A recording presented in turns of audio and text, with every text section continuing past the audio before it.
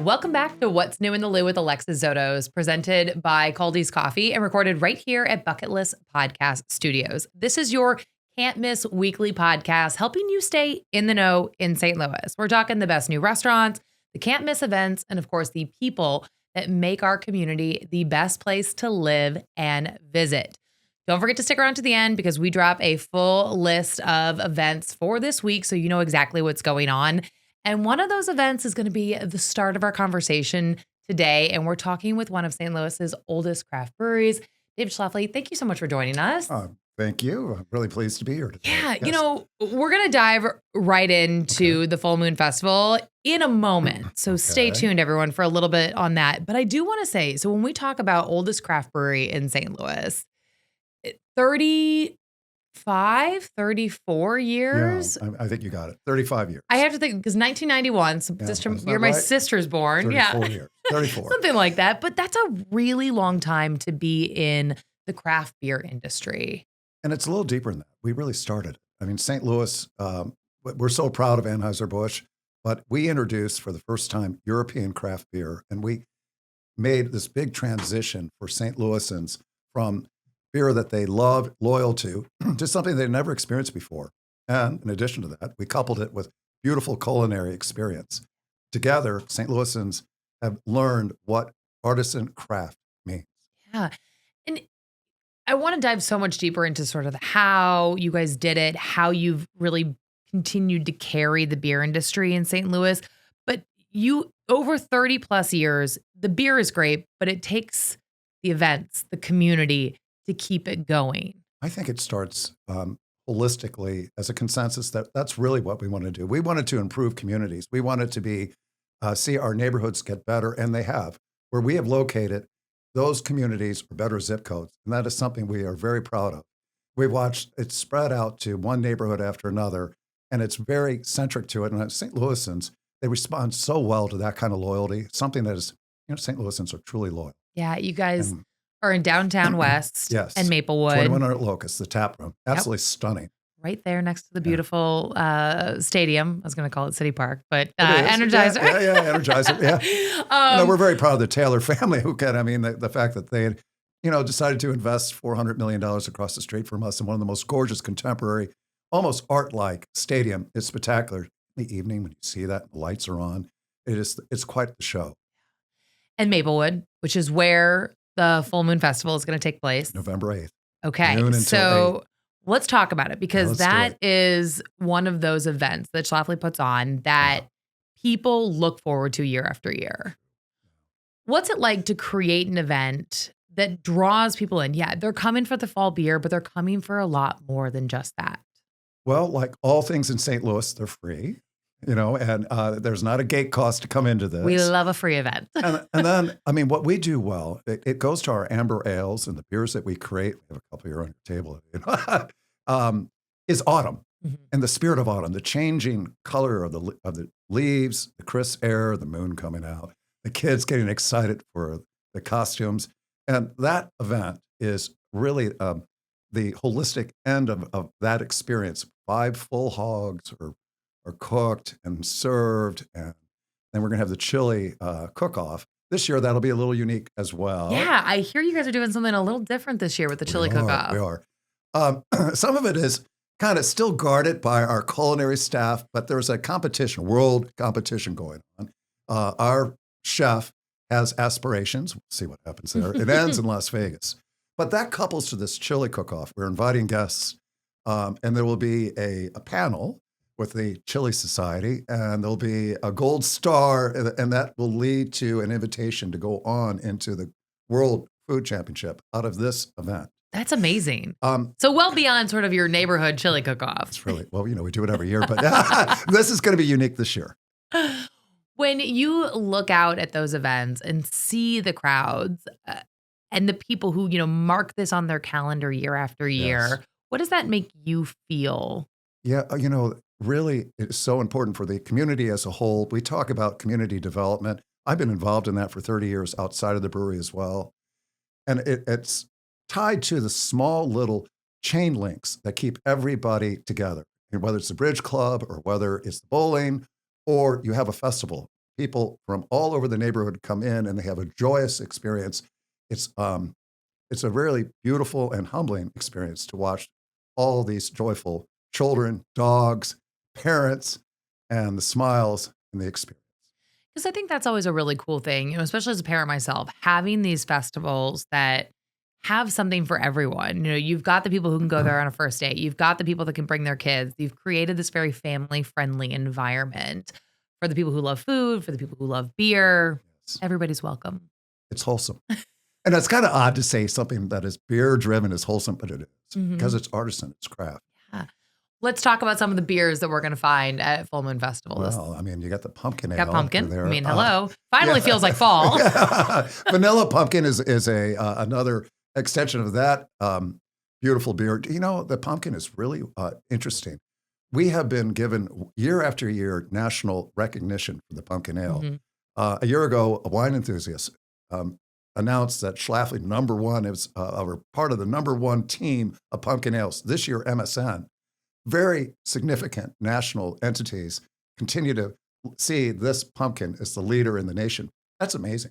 Huge. Yeah, it really is. And not only is that amazing for you guys as a brewery, but amazing for St. Louis and St. Louis's beer scene when we continue to get those sort of national accolades and national recognition looking at our beer scene. And Maplewood is kind of interesting because the other end of Maplewood, you have Side Project, which is very small. And yet they have international recognition. So on one end of Maplewood at Southwest Avenue, you have Schlafly, who's Kolsch beer, which is another amazing beer. The yeast was given to the brewery as a gift when Tom Schlafly married Ulrika Schlafly in Cologne from her German family's friends to the brewery. Okay. And it was ancient yeast. We still maintain it. And the beer was served at the German embassy a couple of weeks ago to 1,000 A-list guests. Wow. Yes, for the unification event in Germany. That's very cool. Yes. And excuse me, in Washington, it's Hilltop in Georgetown. It was amazing. They had a little Berlin symphony there. Oh. Yeah. And so the only beer served when you came in that evening and met the ambassador and his wife and their entourage was Schlafly Kolsch. That's amazing. I mean, I love to hear that. And I love to see whenever our St. Louis brands get that attention, because we know what we've got in St. Louis is really special. And it's always nice to see that sort of observed by the rest of the country. I think we can all agree that Germans have high standards. Yeah, this is true. This is true. This is true. It's and a they good served beer. our beer from St. Louis, from Maplewood. And then on the other end, you got Side Project that gets blue ribbons from Belgium. All in the small community where we are today here with you. It's amazing. How many beers do you guys have on your lineup right now? Well, I'm quizzing you. No, I know. I mean, we have like 22 beers, So sort of that rotate through, but we have a core group of beers, which you see every day, with the Pale Ale, the Hazy IPA, the Kolsch, Razhef. And then we have seasonals that move in: Coffee Stout, Pumpkin Ale, the Vanilla Pumpkin, the Christmas Ale. And we rotate these seasonals throughout the year. Is there one seasonal that you can't wait for each season? Yeah. Whether it's and it's the one I omitted, which is my favorite fave is Oktoberfest. Yeah. You guys have a really good Oktoberfest. Yes, we do. I love that one. You have a really good one. I'd love to be drinking in March if I could. But there's something funny when you have a name on a beer, October. It just, come November, December. Yeah.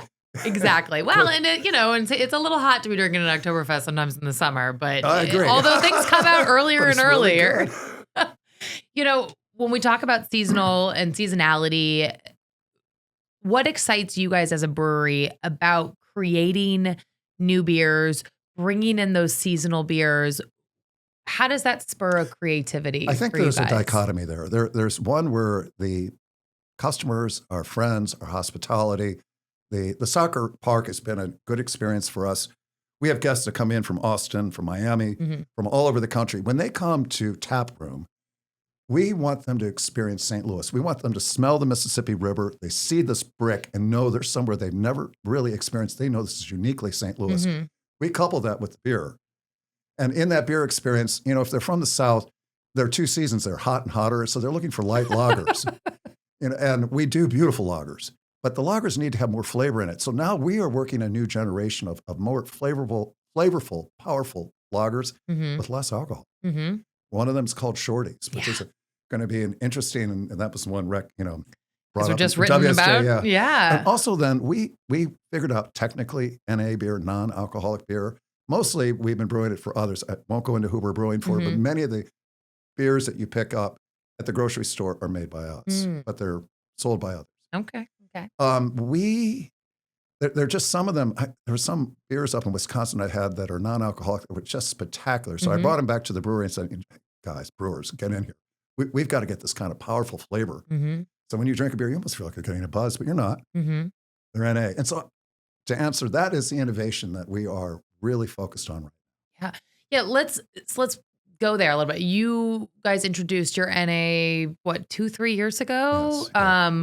Which was great because I remember it came out when I was pregnant and was always appreciative of having a good NA option. And that is a key thing in this industry right now. Yes, the craft beer industry, we know, is tough, especially as more and more people, especially Gen Z, they're not drinking as much.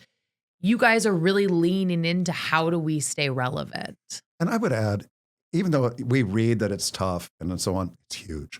It is a huge, there's so much, and beer's never going away. No. So, you can get that in your head, but you kind of let it pass. Mm-hmm. Okay. It's a massive market, and you just find your corner. And, when you're small, you're artist in your craft, you're adaptable, you make those changes. It's very hard for large breweries to make the kind of adaptation that we're doing because, the risks are so big. Mm-hmm. Ours are a little smaller. If we make it, we like it, we get it there, we'll see. We can be patient. So you've got the NAs, and then talk about these new low ABVs that you're launching. Well, they I think they were called small beers in the time. They were made in Europe, particularly in England, and they were very common beers, but they addressed the kind of thing that very low alcohol content, but had flavor in it. And now we see the health movement here. Yeah. Look, the IPAs, people like them, many of them do because you get a really strong buzz out of it because they're really high. But we see the health movement. We've seen it from the NA. And we realize that the lower the alcohol content you get the beer, the less flavor you get, the more, it could be thin and reedy. Can you ever remember any of these low, like Coors Light or others where you can drink them all day but barely taste? So this is the experience. You can go out on a boat. You can be down the Lake of the Ozarks. You can spend your day out there. You can be popping these cans of beers and drinking them and having a full flavored thing and have very low calorie, very low alcohol, and the joy of having incredibly tasty craft beer. Caldy's Coffee has been proudly roasting in St. Louis since 1994. Guided by a commitment to quality, service, and community, Caldy's strives to make every cup a moment of discovery. And get this, thanks to the support of their St. Louis community and fans across the country, they were named USA Today's #1 coffee chain in 2024. Visit Caldy'sCoffee.com to find your nearest cafe, shop coffee for home, or even book a free tour and cupping at their roastery. Follow the goat to your next great coffee experience. Enjoy the rest of the episode. And because sometimes people, they are looking for that. They're looking for that full boat day experience. Maybe not so much in, November, but hey, it'll be happening soon. It's not going to be ready until summer. Well, there you go. Just in time for boat season. Just in time for boat season. But that's the thing, you do sometimes want those really easy drinking beers, and you want it though from your favorite local craft brewery as opposed to maybe one of the bigger organizations. No, we don't talk about this a lot, but technically these things aren't easy. We have Pilotworks, which is separate from Bottleworks, which is in the tap room. Gorgeous brewery in the basement, just very technically and beautiful, pristine brewery. These are small kettles, and our brewers spend so much time. Trial, error, changes, and they do dosing. They do all these things to develop these things, and they just are, it's a lot of artisan, alchemy, and science, chemistry. Beer is science. I think the one that I had, I'll just share with you that we're most excited about is a lemon-flavored one that is just beautiful. And that, I think you'll find that to be our leading short beer coming. Okay, so these are coming out next year. Yes. Next year, okay. So please don't ask a date. I won't. I'll come back with you for a date later. We'll announce it when you guys are ready. Because they got to be right. Well, and you have the Germans like high standards. We have to keep ours. Exactly, and that I was going to say is it takes a lot to create a new beer, especially one where you're really, it's not just what you've done with a new flavor. This is a fully new category within your Yes. line of beers. How long does it take sometimes to tweak to make sure that it's up to Schlafly standards? Year and a half. Okay. It's a long time. Yeah. Um, And then when you pull the trigger, it takes up 6 months technically to get this. You got to go through a lot of licensing, a lot of federal work. Right now we can't get anything through the federal. right. That should change. But Yeah. I hope. When you look back over the last 30 years, what are some moments that really stand out to you of pride in this brewery?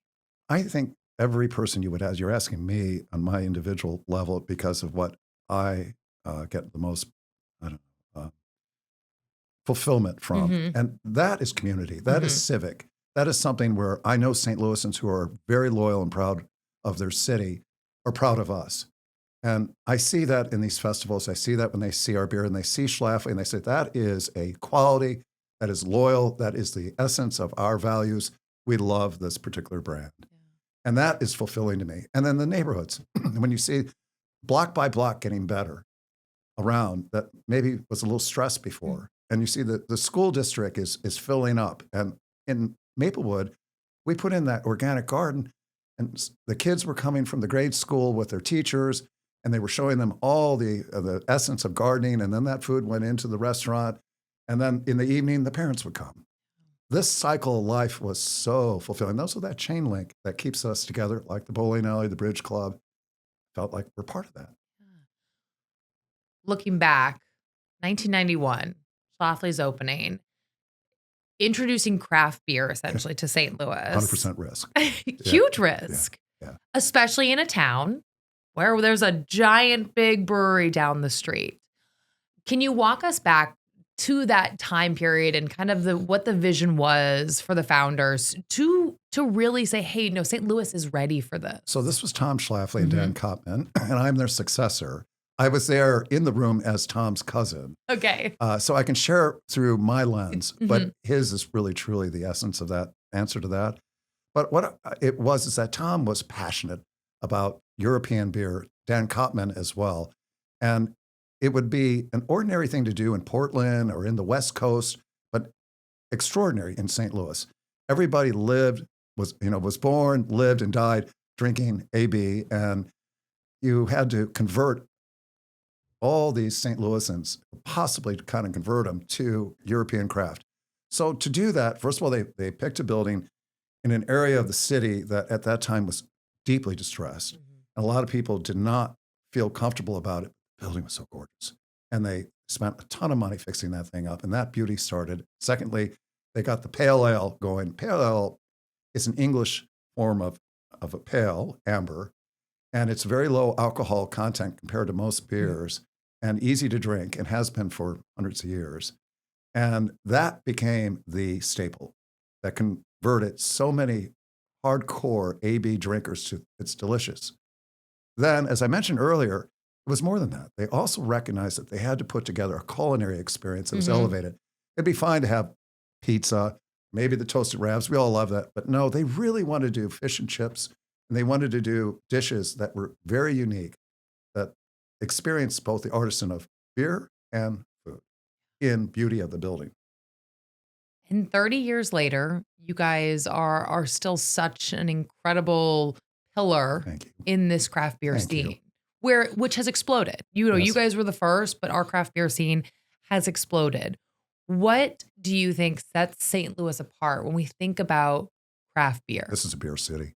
This is very deep. When I said earlier to you, flying home that night from Washington, D.C. after that embassy event, 1,000 A-listers from around the world, all the top people from government. And what they experienced that night was a Schlafly Beer Kolsch from St. Louis, Missouri.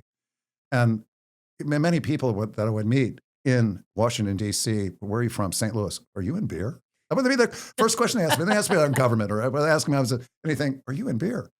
We're totally tied.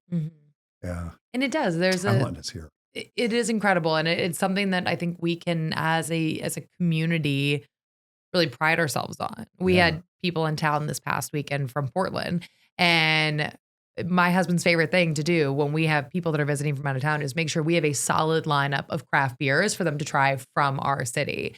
And it's great to see that, to see them say, oh, Yes. wow. And like see which ones they're going back for out of the beer cooler. And it allows us to show off our city. You know, you guys were just written up in the Wall Street Journal. That puts Schlafly on a huge scale. Now they can't all get it because what's your distribution right now? 17 states. Okay. Oh, Yeah. it isn't that. Okay. That is pretty large, Yeah, actually. It is. Yeah, we have a national 17. reach. Okay. I was Yeah. thinking it was smaller than that, but that's amazing. Yeah, I mean, the vast majority of our business is St. Louis and Southern Illinois, which is really one market. Right. Yeah. And it truly is. And it is where the Cardinals go. And then you get into Cub country, and then maybe. and to the north, Chicago has always been a hard market. I'll just breeze over that. But then when we get east and you get to New York City, we sold so much beer in Lower Manhattan, Brooklyn, and up Long Island to Smithtown this fall. We had record sales up there. No way. It's our autumn beers that you're looking at here on the table. I mean, they love it. You go, and they have a culture there where they put the glass and they got the cinnamon sugar and they twist it and turn it over. And then they pour the only Schlafly pumpkin ale into it. Really? And you see it in all the bars and restaurants. I walk in there, they can pronounce my name. That's They nice. can actually nail that L in there. Right? That's nice. You know, I mean, I kept, whoa, you know, because they've been drinking it for years and they adore it. I love that. I love to hear that because that's some news to me. So hopefully that's a little news to our listeners that, yeah, that's a huge reach. And again, continuing to put that name and that's making St. Louis synonymous with great Pride of beer. St. Louis. I love that. What's next? You took over as CEO two years ago. Yeah. Where do you see the future of not only craft beer, but Schlafly craft beer? For the moment, I think we are really focused on hospitality, coupling these beers with the experiences like the events we're talking about today. We do them so well. I think we're the best in town. I really do. I'm going to say it. I mean, they're terrific. We're looking at having more of them, not as huge in the expenditure end of it as we had in the past, but as in more of them with a qualitative level. Okay. And to make them more wholesome and get more children, family involved. And Will Oyster Fest come back? The Oyster Fest will be back. Okay. Absolutely. Okay. Absolutely, it'll be back. It's one of my favorite festivals in the city. So I was mine disappointed. too. Yeah, we adore it. It's a great one. It's a special memory to me. I remember we got engaged the night before and we went there the next day to like celebrate with friends and to like celebrate our engagement. That month's really tough. You know why? I mean, because for us, it was a very low, slow month, but not slow anymore because soccer starts. Yeah. And then they have a whole bunch of games, which we don't. I mean, it takes a lot of resources. It takes hundreds of employees to do these festivals at times. And then you have the Missouri Valley Conference. And then there's some other sort of minor events, but still packed in there, all in those few weeks of March. Oh, and you have Mardi Gras. Yeah. And then you go to the Easter and spring break. Got St. I Patrick's don't know. I'm going Day. to keep going. Oh, yeah. It's all happening right in that period. So that's an interesting, we'll be there though. Good. We will absolutely be there. Good. What's your favorite event that you guys put on? Well, Stout and Oyster is definitely a fave, but I would say the Full Moon Festival, I love autumn. Yeah. I love this time of year. I mean, this is just, Well, and there's getting a just sweater out, right. getting, Drinking a darker beer Yes. when it's finally cooled down. You're not sweating anymore. Although I'm always sad to see Summer Lager go because that's also one of my favorites. Thank you. But to sit by a fire and drink a beer. Yeah, I'm not going to go to the pool, so I'm going to go ahead and get a big pork sandwich and some chili and just enjoy it myself immensely. Well, you guys have touched on that aspect of hospitality. The food plays just as much with the beer. Yes. How important is that from a business standpoint to ensure that the food quality that you guys are putting out at both of your restaurants, both your location, matches the quality of the beer? So that's 100% job. It's a tremendous amount of focus and it really going on right now. And that because inflation has been so hard these last few years that you have to make choices, but we don't want to make those wrong choices. We want to make sure that the qualitative level and our standards are always met. But at the same time, you don't want to have a menu. Our menus are very fair. Our prices are fair. And you can bring your family and it's not going to be terribly expensive. It's not at all.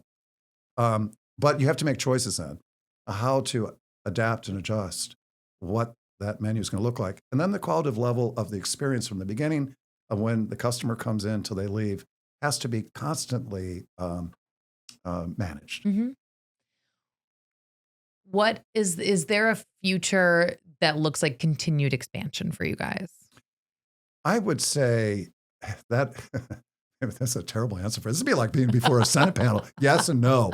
Okay. Yeah. We get their complicated answers. I would say, I would love expansion in that I would like to do more hospitality. I'd like to do more locations, Missouri, near us, nearby communities, looking for the right one, but only when it's meaningful, only fulfilling. To go into an ex-suburbia because somebody has a vacancy and it would be nice for us to just go fill a space. That doesn't bring the fulfillment of changing a neighborhood. We have gone into the most hard-trodden neighborhoods at times and made our commitments, our investments, and Tom and I put our money in there. So that neighborhood rises up along with our experience to them. And that has been our cultural contract to St. Louis, because we're not leaving. I'm not moving to Florida. I am a St. Louisan forever. So is Tom. And so that would be the expansion. And that's hard to find that right fit. Well, we look forward to whatever it is that you guys do. Full Moon Festival is Yes. coming up. It's going to be a good time. What is something that people need to make sure they do not miss when they come to that festival this weekend? Well, I mean, to all the adults, make sure that they get their favorite Amber Fall Oktoberfest or the Vanilla Pumpkin. The Christmas Ale will be there. But I think when they step back and enjoy Fall, that we're going to have 5 bands, DJ, get in the moment, enjoy that music, and then you're going to smell and feel all this terrific autumn food. I mean, the full hogs and the big bowls of beans, slaw. Oh, I mean, my gosh, it's just going to be a great full experience. Quintessential fall. Thank you so much. I really appreciate it. All right, let's dive into all the events happening across St. Louis this week. First up, the Notebook opens at the Fox Theater Tuesday, November 4th. Of course, you learned all about Schlafly's Full Moon Festival this Saturday, November 8th. Loudmire After Dark is also happening Saturday, November 8th. And the Cherokee Street Jazz Crawl is Saturday, November 8th. Hot Wheels Monster Truck Live Glow and Fire will visit the Family Arena on Saturday, November 8th and Sunday, November 9th. As always, thanks so much for listening. Don't forget to subscribe so you know exactly what's going on in the Lou this week.